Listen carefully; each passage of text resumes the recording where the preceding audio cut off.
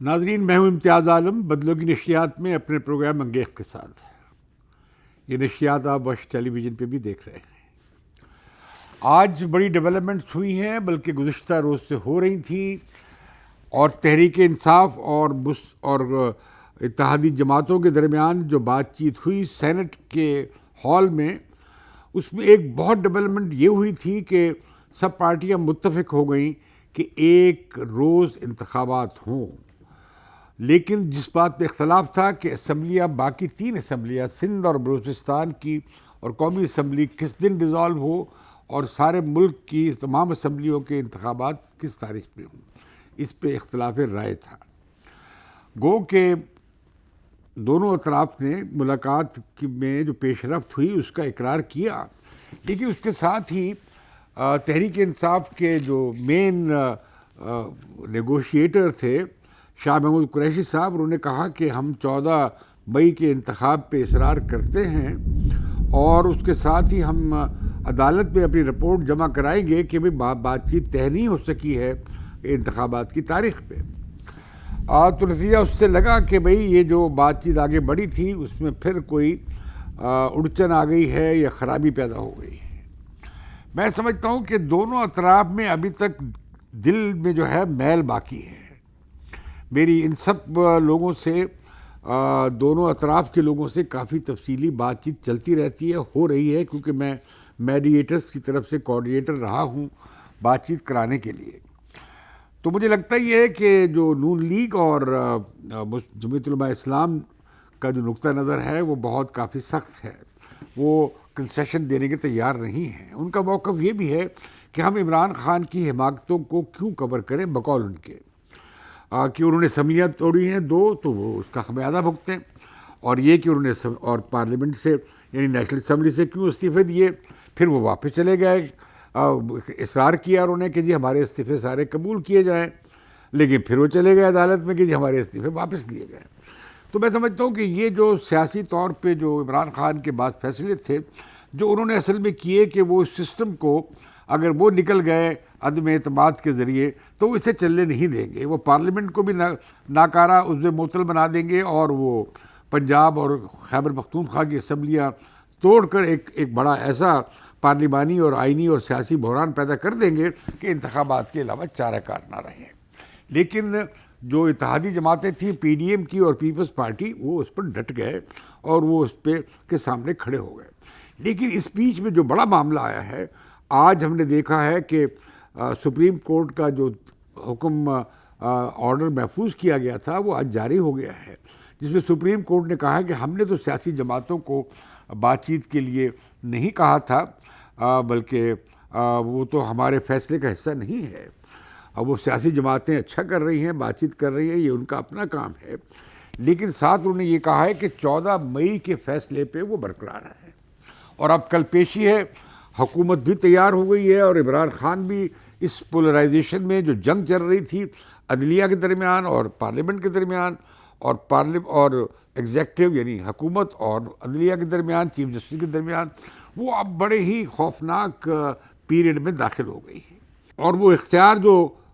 پہلے سے 184(3) کے تحت چیف جسٹس کے پاس تھا، وہ اب ایک کمیٹی استعمال کرے گی 3 سینئر ججوں کی، اور اس کے ساتھ ہی بینچز کا معاملہ بھی وہی طے کریں گے. تو لہذا یہ اس کے خلاف سپریم کورٹ کے ججوں نے ایک بینچ نے، بڑے بینچ نے اس کے خلاف حکم امتناع جاری کر دیا اور کہا کہ اس پر عمل درآمد نہیں ہوگا، اور وہ کیس بھی اب سپریم کورٹ کے سامنے ہے. اور یہی وہ معاملہ تھا جو اب سپریم کورٹ کے درمیان ایک بڑی وجہ نظام بنا ہے. تو پارلیمنٹ نے کیا کیا، انہوں نے الٹا یہ کہا کہ ہم یہ نوٹس نہیں دیں گے، پروسیڈنگز نہیں دیں گے، یہ پارلیمنٹ کی امانت ہے. پھر ایک کمیٹی بنا دی گئی، اور کمیٹی 2 معاملوں میں بنائی گئی ہے. ایک استحقاق کمیٹی بنائی گئی ہے جو جج صاحبان کو طلب کرے گی کہ وہ وضاحت کریں کہ وہ یہ جو انہوں نے فیصلہ کیا ہے پارلیمنٹ کے اس قانون کا، اسے وہ کیسے روک سکتے ہیں. اور وہ 4-3 کے فیصلے پہ بھی اصرار کر رہی ہے اسمبلی. اور ساتھ ہی ساتھ یہ بھی سامنے بات آئی ہے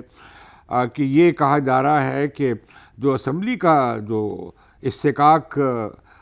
کو نقصان پہنچا ہے یا توہین پارلیمنٹ ہوئی ہے اس پر بھی طلب کیا جائے، اور یہ بھی کہ جو پبلک اکاؤنٹس کمیٹی ہے وہ دم پہ کھڑی ہو گئی ہے، اور انہوں نے کہا ہے کہ ہمیں 10 سال کے تفصیلات دی جائیں کہ سپریم کورٹ کے آڈٹ کہاں ہے، کیا اخراجات ہیں، کیا نہیں ہیں، اور اس کے ساتھ ہی جو چیئرمین ہے کمیٹی کے انہوں نے کہا ہے کہ سی ڈی اے سے بھی معلوم کروایا ہے کہ کس کو پلاٹس ملے ہیں، ججوں کو کتنے کتنے پلاٹ ملے ہیں، اور یہ بھی کہ یہ تجزیہ آڈیٹر جنرل سے مانگا ہے یہ کمپیریزن موازنہ کہ کیا پارلیمنٹ کے اراکین کی تنخواہیں کتنی ہیں، ججز کی تنخواہیں کتنی ہیں، افسروں کی تنخواہیں کتنی ہیں، اس کا ایک کمپیریزن دیا جائے اسے جو پارلیمنٹ کی جو کمیٹی ہے جو کہ بڑی پاورفل کمیٹی ہے۔ تو لہٰذا اب وہ نوٹس دے دیا ہے اس کمیٹی نے رجسٹرار کو کہ وہ آ کے اس بارے میں تفصیلات دیں۔ یہ عجب بات ہے کہ پاکستان میں ہمیں ابھی معلوم نہیں ہے کہ واقعی کہ سپریم کورٹ کے کیا آڈٹ ہے، اس کی کیا اخراجات ہیں، پیسے کہاں خرچ ہوتے ہیں، کس طرح ہے، وہ اپنی مراعات بھی خود طے کرتے ہیں، وہ ججز کے اپائنٹمنٹ میں بھی وہ اب انہیں مکمل اختیار حاصل ہے 19 امینڈمنٹ کے بعد، جو کہ جسٹس افتخار چودھری نے گلا پہ انگوٹھا رکھ کے پارلیمنٹ کے منوائی تھی، کیونکہ 18ویں ترمیم میں تو کچھ اور میکینزم تھا جو غالباً زیادہ بہتر میکینزم تھا اس کے نسبت کہ چیف جسٹس جسے چاہے گا اب وہی پروموٹ ہوگا، جیسے ہم نے دیکھا کہ جونیئر ججز تک پروموٹ ہو گئے اور ان پر اعتراضات بھی اٹھ رہے ہیں۔ ابھی پھر میدان میں اترے جسٹس قاضی فائز عیسیٰ، انہوں نے کہا کہ جی یہ پہلے سے موجود ہیں سینئر ترین ججز، ایک تو سندھ ہائی کورٹ کے چیف جسٹس جو ہیں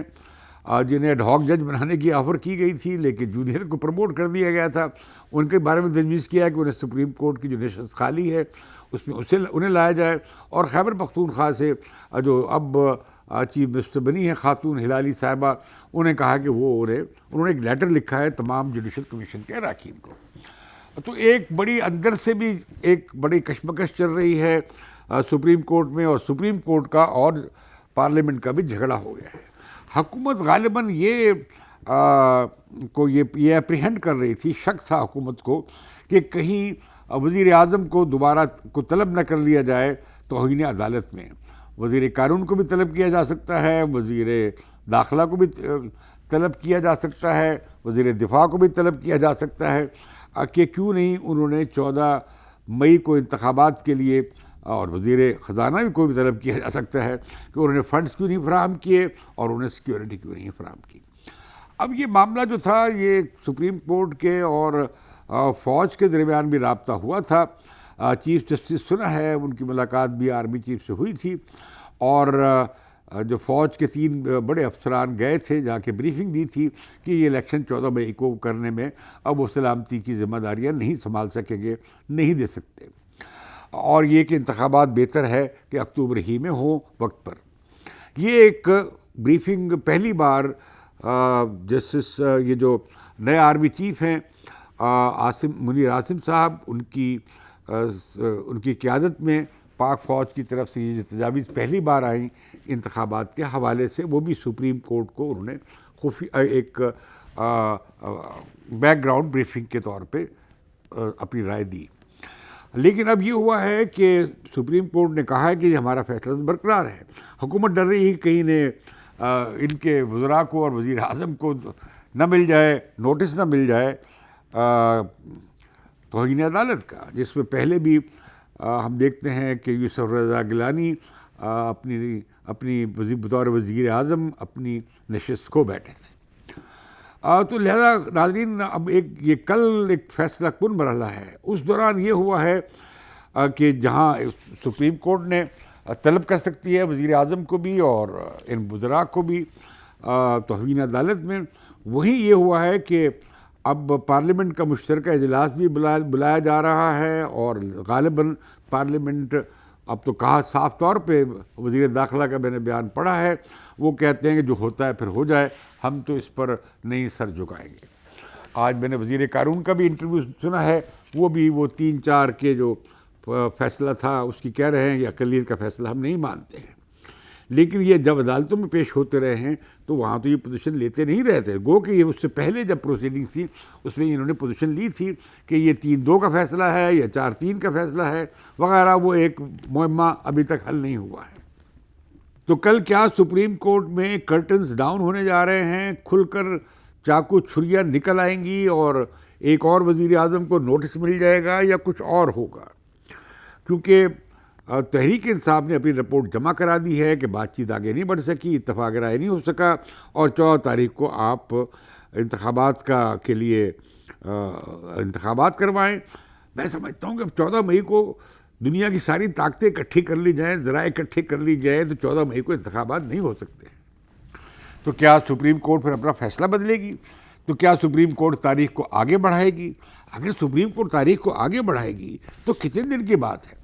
کیونکہ اب جو بات چیت میں جو بات سامنے آئی ہے وہ معاملہ صرف جولائی میں کہتی ہے تحریک انصاف کے 14 مئی کو اسمبلیاں ختم کر دی جائیں اور اس کے بعد 14 جولائی کو انتخابات کرا دیے جائیں. حکومت جولائی کے آخر میں ختم کرنا چاہتی ہے, اسمبلیاں ڈیزالو کرنے میں اتفاق کرتی ہے, اور اکتوبر میں انتخابات کا انعقاد چاہتی ہے. یہ کوئی 60-70 دن کا فرق ہے, اس سے زیادہ کا فرق رہ نہیں گیا. اب اس معاملے پہ اگر 90 دن کا جو حد تھی پنجاب کے اور کے پی کے الیکشن کے حوالے سے, اس میں خیبر پختونخوا کے الیکشن تو پتہ نہیں کہاں گئے. وہ 90 دن کی جو بندش تھی آئین کی, وہ اسی طرح لاگو ہوتی ہے پنجاب پہ بھی اور خیبر پختونخوا پہ بھی. لیکن ساری جنگ پنجاب میں لڑی جا رہی ہے, اور جو پنجاب میں بڑے سیاسی پہلوان ہیں وہ یہ ساری اس سیاست کا مرکزی کردار ہیں. اس میں ظاہر ہے کہ ہمیں نظر آتا ہے کہ سپریم کورٹ بھی تقسیم ہو گئی اسی بات پہ, اور سپریم کورٹ کا جو چیف جسٹس صاحب کی قیادت میں گروپ ہے یا جو بینچ ہے, یہ 3 رکنی بینچ جو ہے وہ ایک بڑی سخت پوزیشن لے کے کھڑا ہو گیا ہے. خیال یہ تھا کہ شاید وہ 14 مئی کے معاملے کو, جو کہ اب عمل درآمد ہی نہیں ہو سکا, تو وہ فیصلہ جو ہے اب اس کی وہ گو کہ وہ کہتے ہیں آن ٹیبل ہے اور ان فیلڈ ہے, لیکن اس کی کوئی وقت نہیں رہ گئی. لیکن کل ہی ہم نے دیکھا ہے کہ کل کے شو ڈاؤن کے ممکنہ شو ڈاؤن کو سامنے رکھتے ہوئے عمران خان نے جو کال دی وہ دی کہ بھئی ہم ہفتے کو مغرب کی نماز سے 1 گھنٹہ پہلے, یعنی شام 4-5 بجے ہفتے کو عمران خان نے کال دی اپنی پارٹی کے لوگوں کو کہ جہاں بھی ہیں آپ, جس محلے میں ہیں, گلی میں ہیں, کوچے میں ہیں, شہر میں ہیں, آپ چیف جسٹس کی حمایت میں باہر نکلے. اب یہ مسئلہ جو عدلیہ کے اندر اختلاف کا تھا یا عدلیہ اور پارلیمنٹ کے درمیان اختلاف کا تھا, وہ اب گلی کوچوں میں ایک لڑائی کی صورت اختیار کرنا جا رہا ہے عمران خان کے اس اعلان کے بعد. کیونکہ کافی عدلیہ پہ دباؤ بڑھایا جا رہا تھا اتحادی جماعتوں کی طرف سے, اور اس کے مقابلے میں عمران خان بھی چیف جسٹس کی حمایت میں میدان میں نکل آئے. یہ افواہیں بھی اڑ رہی تھیں کہ عمران خان کو آج گرفتار کر لیا جائے گا. ان کے جو بہت سارے وہ جو خاموش مجاہدین بنے ہوئے ہیں وہ اس طرح کی اشتعال انگیز خبریں دے رہے تھے کہ آج اسلام آباد میں عمران خان کو گرفتار کر لیا جائے گا, لیکن وہ سب باتیں فالس تھیں, جھوٹی تھی, غلط پروجیکشنز تھیں. اور آج عمران خان کی تمام کیسوں میں ضمانت لے لی ہے. 7 کیس ہیں, 10 کیس ہیں, اس میں ہائی کورٹ نے وہ آج پیش ہوئے اور ان کی ضمانت لے لی ہے اور انہیں اب پیش ہونا پڑے گا. پنجاب لاہور ہائی کورٹ میں بھی ان کی ضمانت لے لی گئی تھی اور انہیں کہا گیا تھا کہ وہ آپ کو جا کر, اب اس سے تو ہم آپ کو اس صلاح نہیں دے سکتے کہ آپ کو تفتیش میں شامل ہونا ہوگا. تو لگتا یہ ہے کہ عمران خان کا جو معاملہ ہے کیسز کا, اب تک دیکھیے عمران خان نے بڑی کامیابی سے قانونی بیٹل لڑی ہے. اب تک وہ کسی بھی کیس میں انہیں چارج شیٹ نہیں کیا جا سکا ہے, ابھی تک وہ تفتیش میں شامل نہیں ہوئے ہیں, ابھی تک وہ کسی ایک معاملے میں ان کی ضمانت ضبط ہو کر وہ جیل نہیں گئے ہیں 1 گھنٹے کے لیے بھی. یہ عمران خان اور ان کے وکلاء کی بڑی زبردست ایفرٹ ہے. تو مجھے لگتا یہ ہے کہ عمران خان اگر یہی طریقے استعمال کریں گے, اور انہیں عدلیہ سے لگتا ہے, اس حد تک تو لگتا ہے کہ انہیں ان کے لیے نرم گوشہ ہے, اور انہیں کافی عدلیہ نے آگے بڑھ کر انہیں کافی سہولیات دی ہیں. ججوں کو بھی کہنا پڑ رہا ہے کہ کیا ہم یہی سہولت کسی عام مجرم کو اور ملزم کو دے سکتے ہیں جو ہم عمران خان صاحب کو دے رہے ہیں, لیکن باہر کب دے رہے ہیں. تو میں سمجھتا ہوں کہ یہ جو جھگڑا بڑھ گیا ہے یہ حل ہو سکتا ہے. اس میں تحریک انصاف کو جو اعتراض تھا وہ یہ تھا کہ آپ بجٹ پیش نہیں کریں گے. اب میں حیران ہوتا ہوں کہ عمران خان یہ بات کیسے کہہ سکتے ہیں. عمران خان کو خدشہ یہ تھا کہ یہ کوئی بہت بڑا عوامی بجٹ پیش کر دیں گے، پتہ نہیں کیا دودھ کی اور شہد کی نہریں بہا دیں گے، جو ممکن نہیں ہے. آج ہی ہم نے پڑھا ہے، خبر آئی ہے کہ آئی ایم ایف نے یہ کہہ دیا ہے کہ آپ نے کل کوئی اور سبسڈی دی، کوئی ابھی اور رعایت دی، اس کی پہلے آپ کو آئی ایم ایف سے منظوری لی جائے گی. جس طرح ہم نے دیکھا کہ 800 سی سی والی گاڑی یا جو ہیں موٹر سائیکل سے سوار جو ہیں ان کے لیے حکومت ایک کنسیشن دے رہی تھی، سبسڈی دے رہی تھی کہ انہیں سستا تیل دیا جا سکے گا، اور جو لوگ بڑی گاڑیاں استعمال کرتے ہیں وہ اس کی قیمت زیادہ ادا کریں گے، اور وہ اس سے جو گین ہوگا وہ اس پہ خرچ ہوگا. اس سے خزانے کے اوپر کوئی بھار نہیں پڑنا تھا. لیکن آئی ایم ایف نے اس پر بھی سخت اعتراض اٹھایا ہے اور حکومت کو روک دیا ہے. اگلا بجٹ بھی آئی ایم ایف کی روشنی میں کی گائیڈنس کی گائیڈ لائنس کی روشنی میں بنے گا. تو ایسی صورت میں حیران ہوں کہ میں نے کہا بھی تھا تحریک انصاف کے لیڈر سے، خاص طور پر فواد چودھری صاحب سے کہا تھا کہ بھئی آپ کی یہ بھی ہو سکتا ہے، اور میں نے یہ وزیر قانون سے بھی کہا کہ یہ کیوں نہیں ہو سکتا کہ آپ جوائنٹلی ایک بجٹ پاس کر لیں تاکہ اس کے نفع نقصان کی ذمہ داریاں دونوں سائڈ اٹھا لیں، اور یہ جو اعتراض ہے تحریک انصاف کا یہ دور ہو جائے. لیکن ظاہر ہے کہ حکومت چاہے گی، یہ اس کا استحقاق ہے کہ وہ بجٹ پیش کرے. لیکن اگر یہ جو تحریک انصاف کا یہ اصرار جو تھا کہ کیئر ٹیکر کریں، تو جناب کیئر ٹیکر کا بجٹ وہ نہیں لیں گے. وہ چاہیں گے کہ اسمبلی کی مہر اس پہ لگی ہو.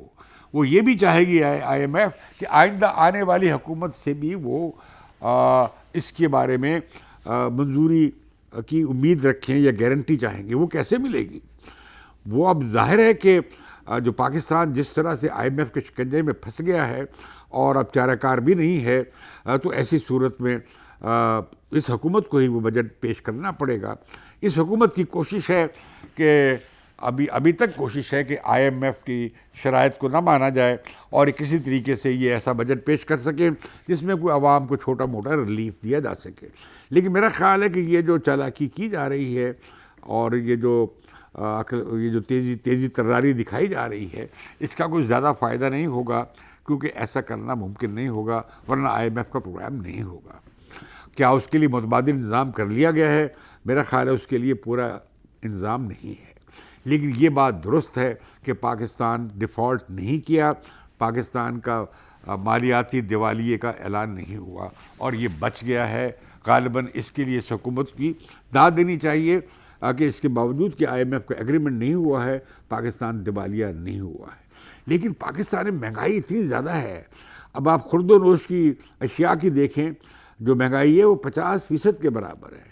جو اوور آل کنزیومر انڈیکس ہے اس میں 27% ہے. یہ جو ہماری مہنگائی ہے یہ شری لنکا سے بھی زیادہ ہے. پاکستان کی جو انڈیکیٹرز ہیں وہ پورے جنوبی ایشیا میں اب سب سے بدتر ہو گئے ہیں. تو بڑی مشکل صورتحال ہے اس وقت. اس میں لیکن اب اس کے ساتھ ساتھ یہ ہے کہ سیاسی بحران ابھی ٹلا نہیں ہے. کاش ایسا ہو کہ سیاسی جماعتیں یہ بیٹھ کر طے کر پائیں، لیکن مجھے لگتا یہ ہے کہ حکومت کسی صورت میں اکتوبر سے پہلے الیکشن کرانے پہ تیار نہیں ہوگی. عمران خان کے پاس جو بڑا حربہ تھا اسمبلی توڑنے کا وہ توڑ چکے، حکومت 14 مئی کا دن تاریخ گزار چکی. اوپر سے اب الیکشن کمیشن نے بھی ایک زبردست پیٹیشن داخل کی ہے. انہوں نے کہا جناب یہ سپریم کورٹ کا اختیار ہی نہیں ہے، آپ نے اپنے اختیار سے تجاوز کیا ہے کہ آپ کوئی اسکیڈیول جو ہے انتخابات کا اعلان کریں. اور یہ کہ یہ تو صرف آئینی ادارہ جو الیکشن کمیشن آف پاکستان نے اس آئین نے اسے اختیار دیا ہے، یہ سپریم کورٹ کا اختیار نہیں ہے. دوسری بات انہوں نے کی ہے کہ 14 مئی کے انتخابات اب ہم نہیں کروا سکتے ہیں، ہمارے پاس نظر آئے ہیں، نہ ہمارے پاس سیکیورٹی ہے اور نہ ہم انتظامات کر پائے ہیں کیونکہ ہمارے پاس پیسے نہیں تھے. تو لہٰذا انہوں نے کہا ہے وہ اصرار کریں گے کہ جو انہوں نے پہلے کہا تھا کہ اکتوبر میں انتخابات کا جو تاریخ دی تھی 8 اکتوبر کی تھی یا کیا تھی، وہ اصرار کرے گا الیکشن کمیشن کہ اس پر ہی سارے ملک کے انتخابات ہوں. میرا خیال ہے کہ عدالتوں کو رستہ نکالنا چاہیے اور سیاستدانوں میں اتفاق اگر ہو سکتا ہے تو اچھی بات ہے، نہیں تو یہ ہے کہ جو اسمبلیوں کی جو مدت پوری ہونے پر انتخابات کروا لیے جائیں. اس پر اب سپریم کورٹ کو میں سمجھتا ہوں کہ زیادہ اس لڑائی سے پیچھے ہٹنا چاہیے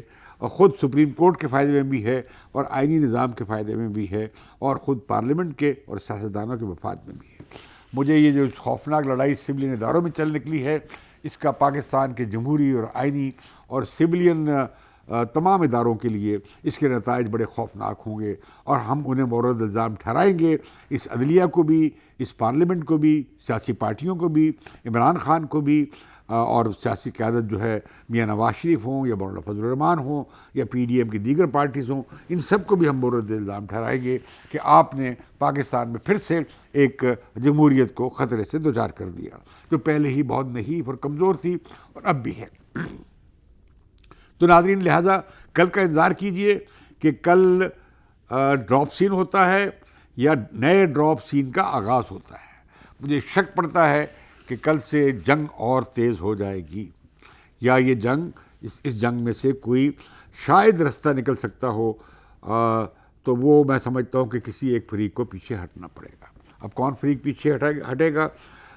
میرا خیال یہ ہے، میں کچھ کہہ نہیں سکتا، لیکن کسی ایک کو پیچھے ہٹنا پڑے گا۔ اب اس میں کیا ہوتا ہے، آج رات میں کیا ہوتا ہے، کوئی بیک گراؤنڈ کانٹیکٹس ہوتے ہیں، رابطے ہوتے ہیں،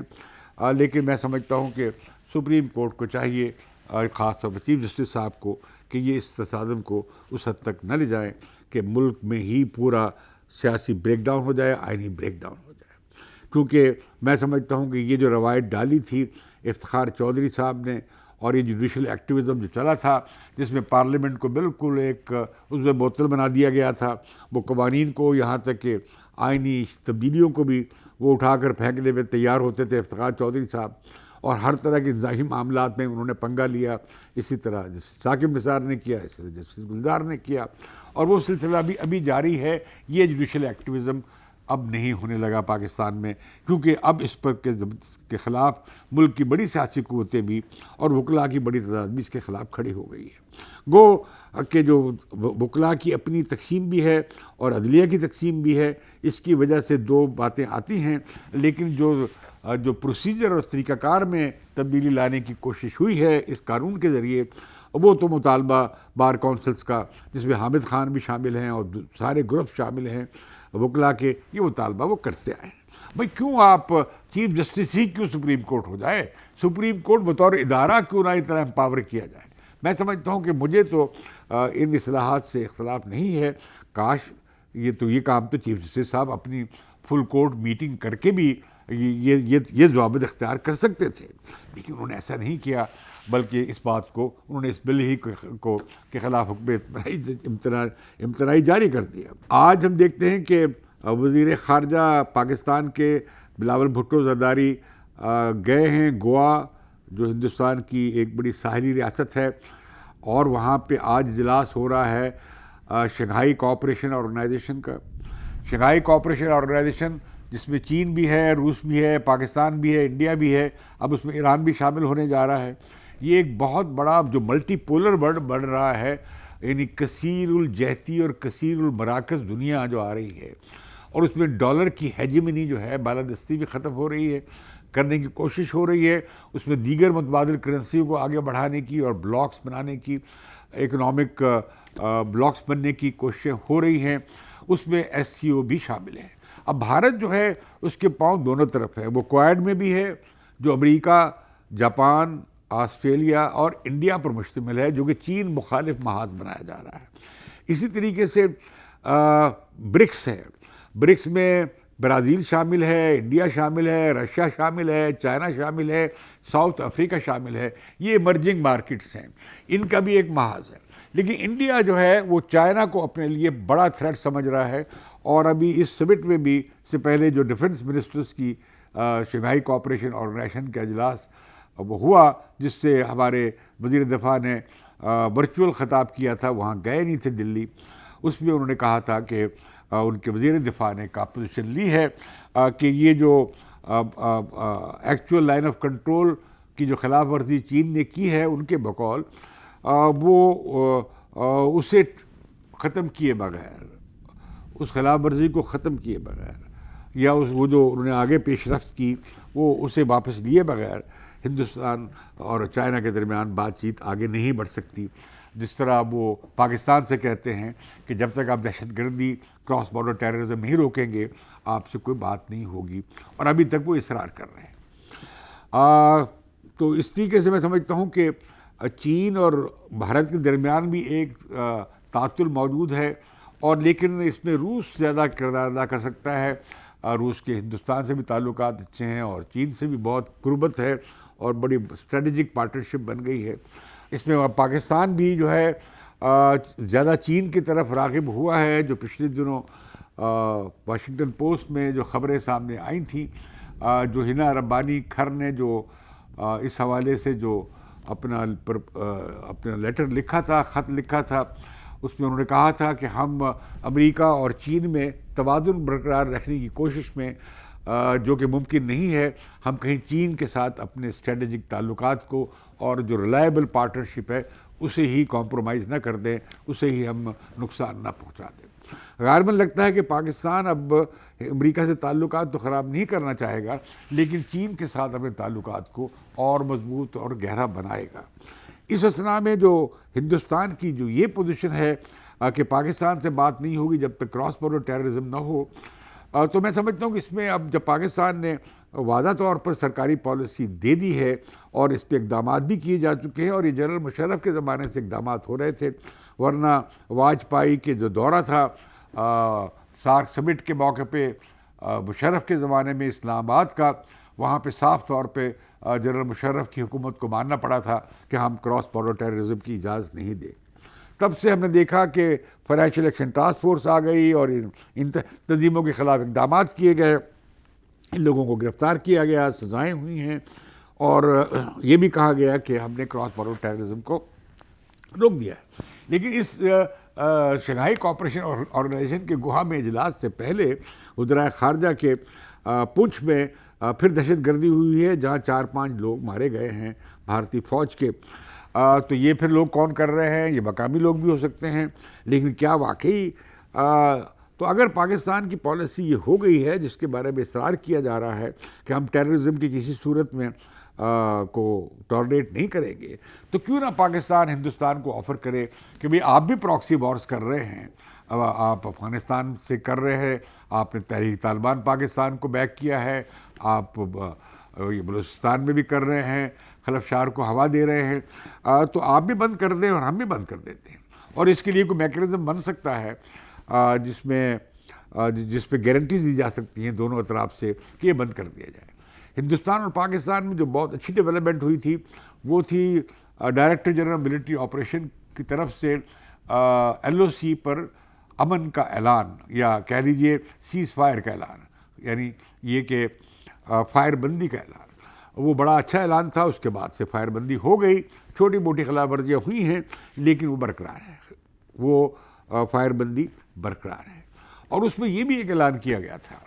جو کہ فوج نے کیا تھا، اور یہ بیک چینل تھا جس میں جنرل فیض شامل تھے اور ہندوستان کے نیشنل سیکورٹی ایڈوائزر ڈاول شامل تھے، جس کے بعد یہ معاہدہ ہوا تھا۔ اور یہ ڈی جی ایم اوز کے اعلان نامے میں کہا گیا تھا کہ جو معاہدے پہلے ہو گئے ہیں ان کا احترام بھی کیا جائے گا اور ان پر عمل درآمد کیا جائے گا۔ تو پھر پاکستان اور بھارت کے درمیان جو ہائی کمشنر ہیں ان کا تبادلہ کیوں نہیں ہو رہا؟ وہ کیوں موجود نہیں ہیں؟ اب پاکستان اور ہندوستان کے درمیان جو ڈپلومیٹک تعلقات جو ہے وہ اب امبیسڈرز کی سطح پہ ہائی کمشنر کی سطح سے نیچے ہیں، یعنی ہمارے نارمل سفارتی تعلقات بھی نہیں ہیں۔ میں حیران ہوتا ہوں سب کانٹیننٹ پہ کہ یا تو ہم کہتے ہیں، میں کتاب پڑھ رہا تھا جو ہندوستان کے بڑے ڈپلومیٹ لامبا صاحب جو تھے، کہ میں نے دیکھا کہ اس کتاب میں انہوں نے بڑے فیکٹس دیے ہیں، اس میں ایوب خان فیلڈ مارشل ہوں یا جنرل ضیاء الحق ہو، میں تو جنرل ضیاء الحق کے پیریڈ پہ حیران ہوا ہوں کہ وہ بھارت کے ساتھ تقریباً معاہدہ کر چکے تھے، نو وار پیکٹ کر چکے تھے، پیس اور امن کا اور تعاون کا معاہدہ کر چکے تھے، اور اگر وہ ان کا جہاز کریش نہ کرتا وہ سائن کرنے والے تھے۔ اسی طریقے سے میں حیران ہوتا ہوں کہ ایوب خان کے زمانے میں یہ معاہدہ زیر غور آیا، لیکن جنرل ضیاء الحق کے زمانے میں یہ مشکل پیش آئی کہ اندرا گاندھی نے یہ تجویز کر دیا تھا کہ پاکستان فوجی اڈے نہیں دے گا کسی بھی بیرونی طاقت کو۔ اس پر جنرل ضیاء الحق کا اعتراض تھا کہ میں اپنے اگلے آنے والے کو کیوں ہاتھ اس کے باندھوں۔ لیکن ہم نے دیکھا کہ جب 9/11 ہوا تو سب سے پہلے اڈوانی صاحب نے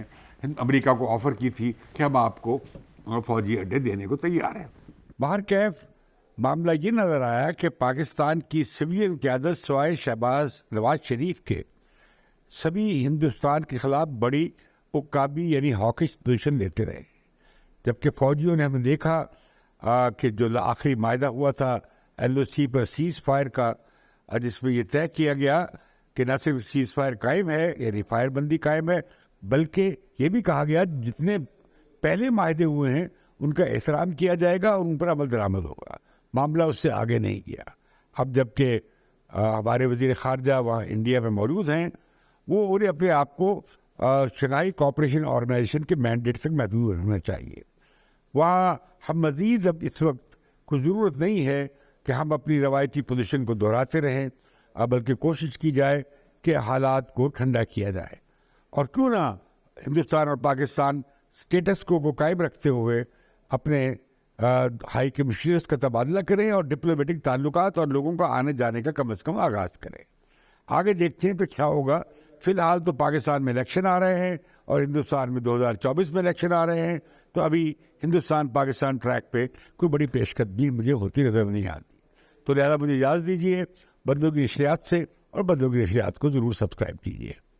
ٹھیک ہے جی، تو میں فری ڈال دوں، اور یہ میرا چلتا ہے